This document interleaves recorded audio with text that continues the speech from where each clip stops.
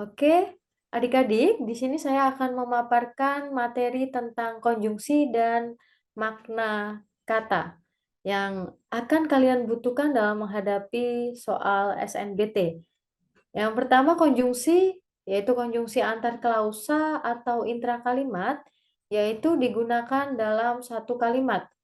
Nah, untuk konjungsi antar klausa dibagi yang pertama, konjungsi koordinatif adalah kata hubung atau konjungsi yang menghubungkan dua klausa yang kedudukannya sederajat atau setara.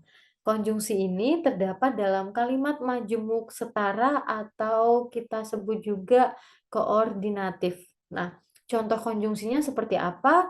Kemudian, dan, lalu, melainkan, atau, bahkan, sedangkan, serta, apalagi, tetapi, padahal, ini adalah contoh konjungsi koordinatif. Contoh konjungsinya di sini juga sudah disertakan kalimat. Nah, Bibi memberi saya dan adik saya uang. Nah, di sini contoh penggunaan konjungsi dan yang menyatakan penambahan.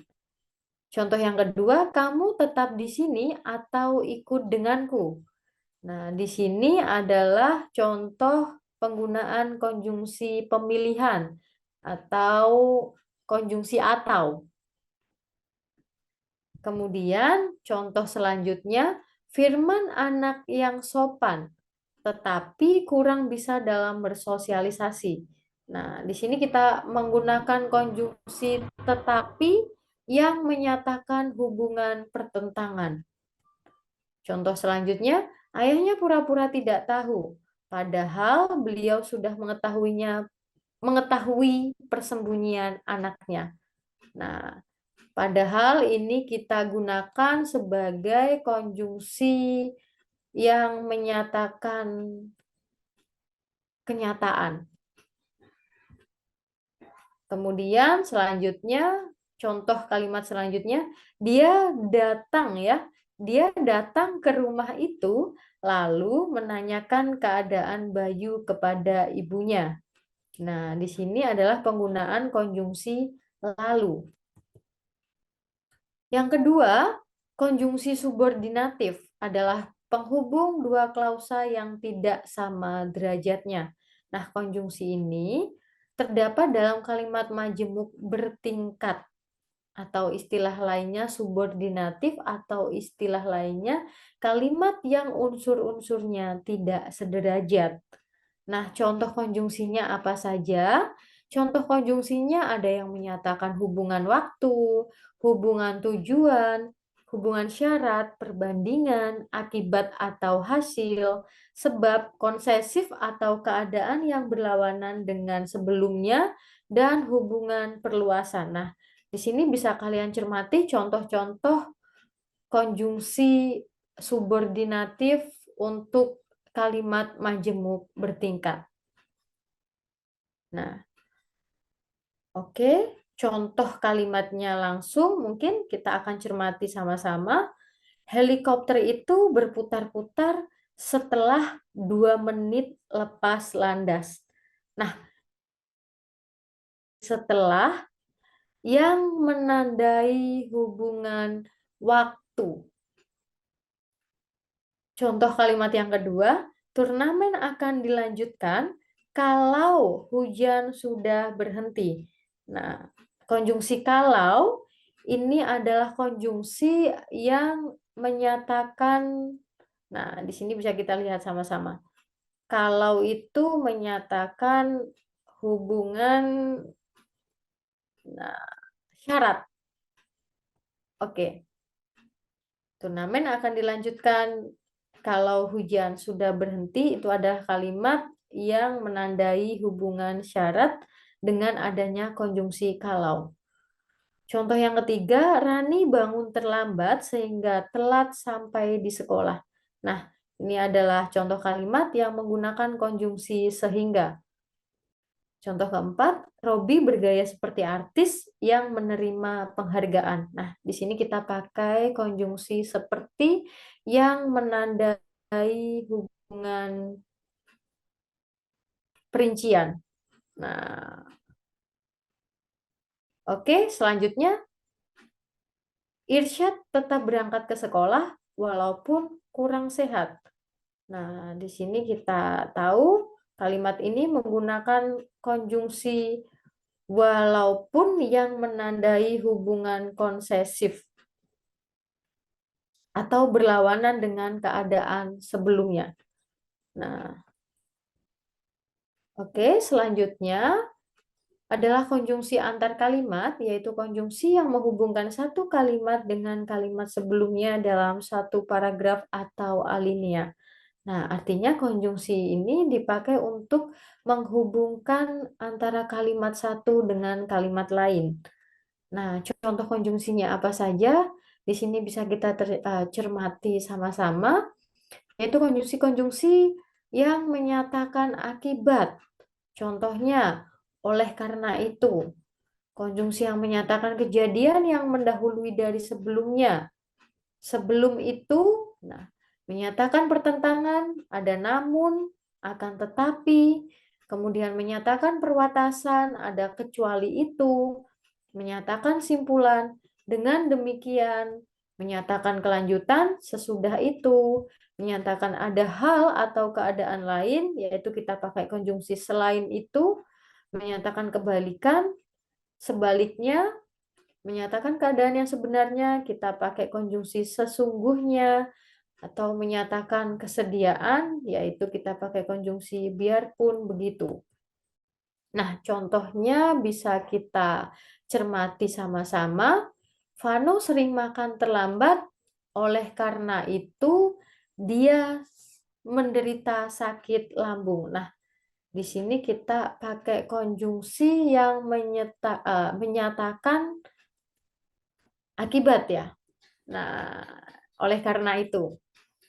Kemudian mereka makan di angkringan. Nah, sebelum itu mereka nonton bioskop. Nah, sebelum itu berarti adalah konjungsi yang menyatakan keadaan sebelumnya. Nah, kompleks ini sudah dijaga ketat. Namun, kita harus tetap waspada. Penggunaan konjungsi namun ini menandai atau menyatakan pertentangan. Keadaan sudah mulai membaik, akan tetapi kita masih khawatir. Untuk namun dan akan tetapi ini adalah konjungsi yang sama-sama menyatakan pertentangan.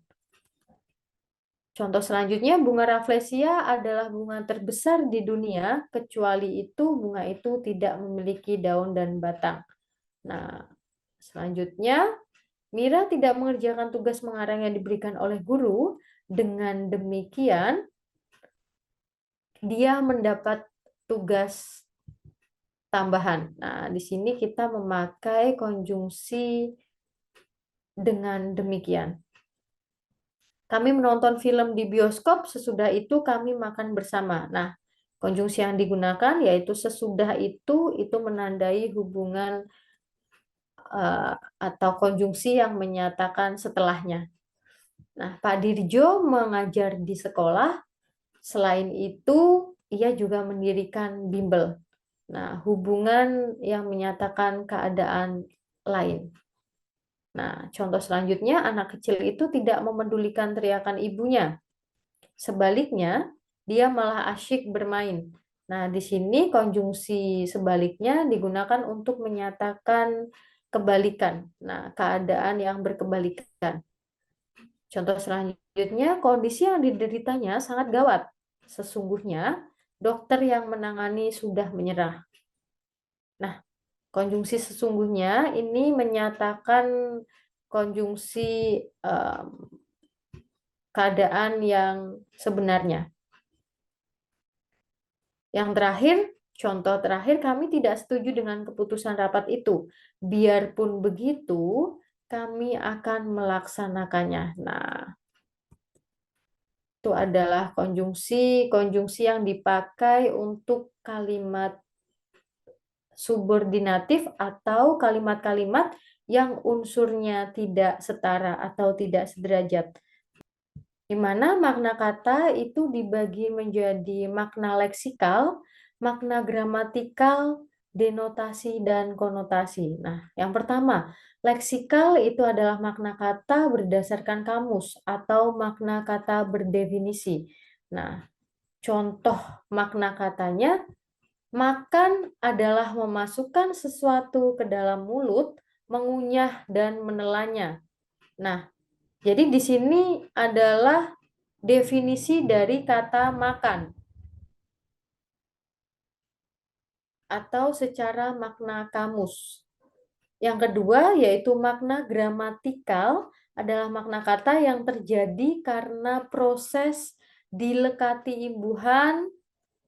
Contohnya kalau tadi makan, kalau secara makna gramatikal setelah dilekati imbuhan, pemakan, makanan, dan dimakan. Nah, kita tahu bahwa 3 kata ini yang masing-masing mendapat imbuhan pe, an, dan di, itu maknanya sudah berbeda setelah dilekati imbuhan. Gramatikal juga makna kata yang terjadi karena proses kata depan dan penghubung dalam kalimat.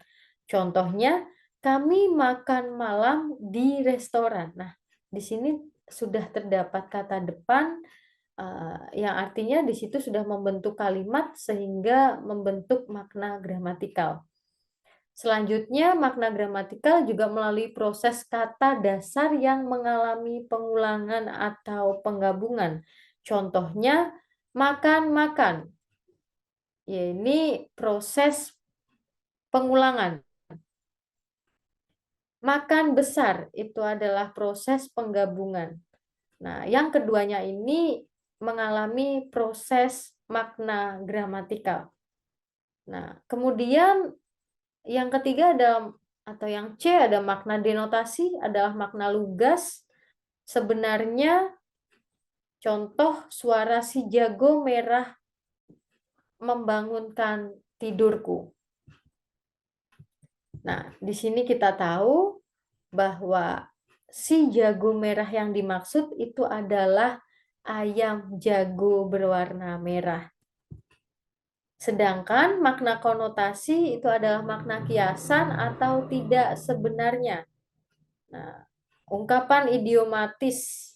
Contohnya, gedung tinggi itu dilalap si jago merah. Yang artinya si jago merah di sini adalah api. Nah, sama-sama si jago merah, secara makna denotasi, si jago merah yang pertama adalah bermakna ayam, yang kedua bermakna api. Itulah penjelasan dari saya mengenai konjungsi dan makna kata. Terima kasih. Mudah-mudahan bisa bermanfaat bagi kalian untuk menghadapi soal SNBT.